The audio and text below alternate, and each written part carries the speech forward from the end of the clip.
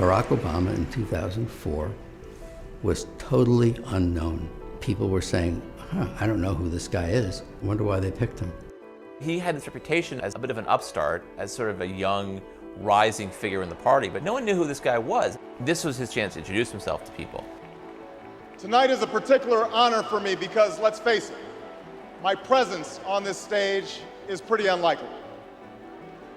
My father was a foreign student, born and raised in a small village in Kenya. What makes a great political speech is if you can somehow fold your story into this larger American story. The next thing he says is about his mother's family. His grandfather fought in World War II. He used the GI Bill. They settled in Kansas, so white people could say, he's just like us. My parents shared not only an improbable love, they shared an abiding faith in the possibilities of this nation. I stand here knowing that my story is part of the larger American story, that I owe a debt to all of those who came before me, and that in no other country on earth is my story even possible. Going into this speech, we've had 4 years of George Bush, and we felt as a country like we've grown further apart. 2004 was very much a divisive partisan race. Obama's speech is in some ways an antidote to that. Alongside our famous individualism, there's another ingredient in the American saga, a belief that we're all connected as one people. If there is a child on the south side of Chicago who can't read, that matters to me even if it's not my child.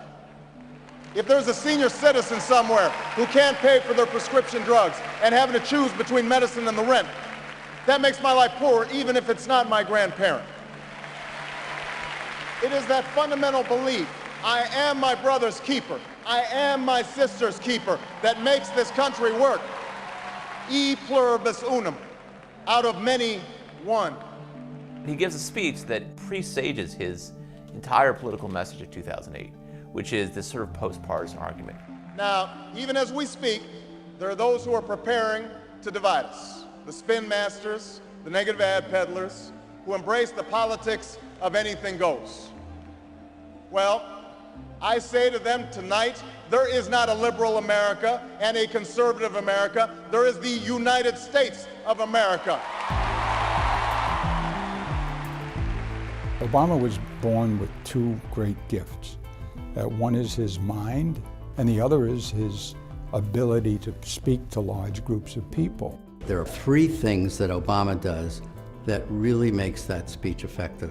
He wants concrete detail. He likes story, and he loves antithesis, the use of repetition and structure to show contrast. There is not a liberal America or a conservative America. There is one America.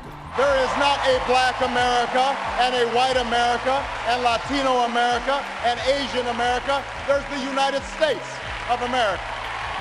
The pundits like to slice and dice our country into red states and blue states, but I've got news for them too. We worship an awesome God in the blue states, and we don't like federal agents poking around in our libraries in the red states.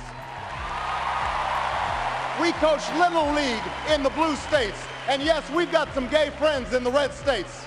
We are one people, all of us pledging allegiance to the Stars and Stripes, all of us defending the United States of America.